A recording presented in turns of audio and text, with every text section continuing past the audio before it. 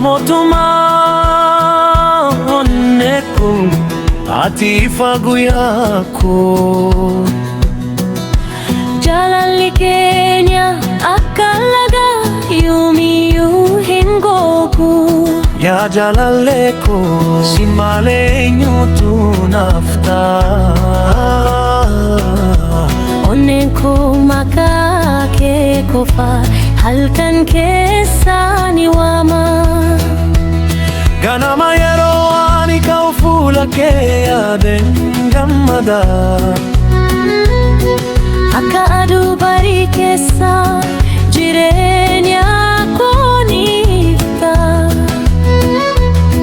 Sagalee kee yoo dhaga'e yaaddoon hundi ni bada. Akka sirba simbiraa onneen koo ni gammada. Ati keessa koo jiraatta akka hafuura lubbuu koo. Jaalalli kee na marsee akka urgaa keessa fuuli.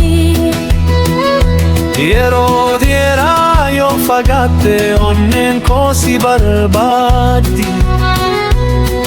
Akka bokkaa bona keessa lafni deebote hawwii qabdi.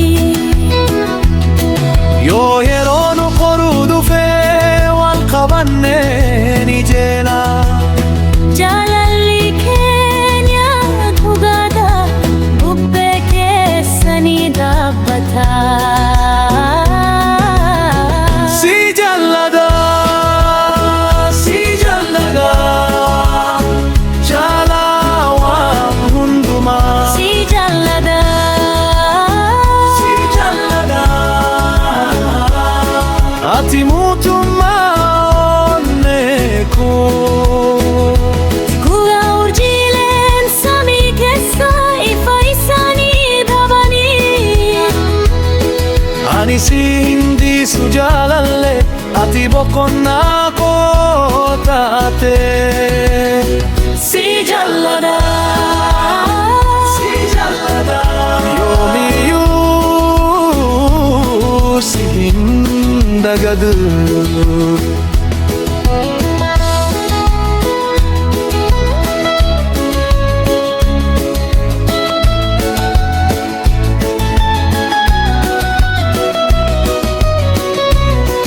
Yeroo ni roobuu keessa si wajjin deemuun bareeda.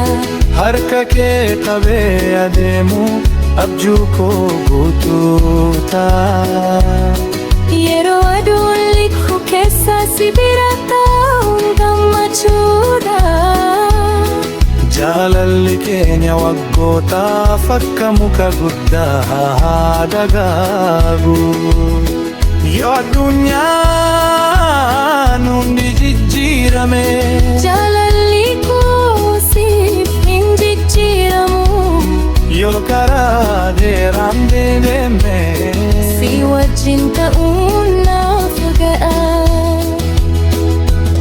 Onnee tokkoon wal qabannee bara baraan waliin jiraanna. Si jaallada, Si jaallada, jaalaa warqee fi mootummaa. Ati gammachuu koo guutuu, ati abjuu koo dhugaa. hanga urjii